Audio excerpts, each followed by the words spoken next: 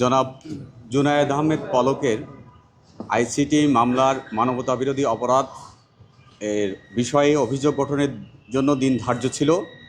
সেখানে আমরা একটা অ্যাপ্লিকেশন দিয়েছি, ডিসচার্জ প্রেয়ার করেছি, কিন্তু এইরকম একটা হাইলি টেকনিক্যাল একটা মামলায় অভিযোগ থেকে অব্যাহতির যে দরখাস্তের পর্যাপ্ত সময় আমরা এর আগেও ট্রাইব্যুনালের কাছে নিবেদন করেছিলাম যে এটা একটা হাইলি টেকনিক্যাল একটা মামলা, এটা পর্যাপ্ত আমরা মনে হয় 20 দিনের মতো সময় পেয়েছি।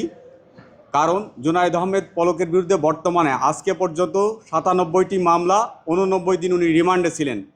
এই অবস্থার প্রেক্ষাপটে আমাদের যে প্রপারলি যুক্তি উপস্থাপনের সময়ের প্রয়োজন ছিল সেটা আমরা পাইনি। এরপরও আমরা আমাদের আবেদনে আমরা যে যুক্তি তুলে ধরেছি যে উনি ফ্রম দ্য ভেরি বিগিনিং যে জুলাই আগস্টের ঘটনা, সেই ঘটনার সময়ে যে ইন্টারনেট সংক্রান্ত বিষয়ে ওনার বিরুদ্ধে অভিযোগ হয়েছে, যে ইন্টারনেট বন্ধ করে উনি এই ঘটনা ক্ষেত্র প্রস্তুত করেছে।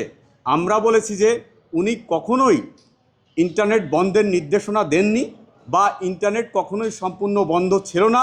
শুধুমাত্র গুজব প্রতিরোধে বারবার প্রথম থেকেই উনি বলেছেন যে গুজব প্রতিরোধে ইন্টারনেট সীমিত করা হয়েছে এবং উনি সবসময় চেষ্টা করেছেন যে এই ইন্টারনেটটা ফুললি কমপ্লিট ওয়ার্কেবল করার জন্য কন্টিনিউয়াস ওনার প্রচেষ্টা ছিল।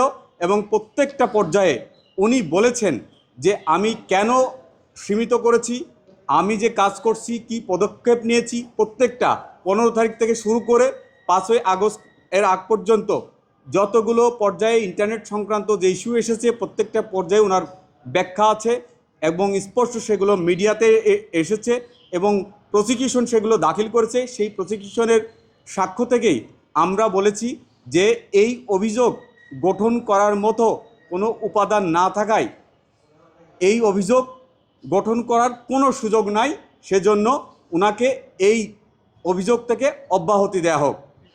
এই কথা কেন হয়েছে, আপনারা প্রত্যেকটা যে সংবাদ খণ্ডিত শুনেছেন, সম্পূর্ণ সংবাদ শুনলে এটা পরিষ্কার হবে যে ওটা বন্ধের কোনো নির্দেশনা ছিল না। উনি বলবার চেষ্টা করেছে যে উনার পক্ষ থেকে বা উনি ইন্টারনেট বন্ধের যে ডিসিশন মেকিং অথরিটি ওনার ছিল না, উনি বন্ধের নির্দেশনা দেননি, বরং ছাত্রছাত্রী বা আন্দোলনকারী যারা ছিল তাদের প্রতি সংবেদনশীল ছিলেন। সবসময় সংবেদনশীল থেকে উনি এটাকে সলিউশন করার চেষ্টা করেছেন।